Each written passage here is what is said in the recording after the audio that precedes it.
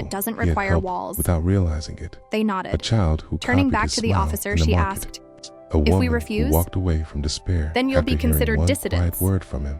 Her Man expression who didn't chose change. to live another day. And if we 'Cause accept, Caleb had seen him then you'll be when monitored. No one else did. She smiled faintly. And then the So faces freedom and faded, surveillance are now the same replaced word. by a He mirror, stepped closer. and in it, You talk Caleb like a saw philosopher. himself, but But the not state how doesn't he negotiate imagined. with ideas. Not how others The saw. state, she said, He saw the is thread, made of ideas. the line that had You just stretched forgot across which his ones were entire human. life.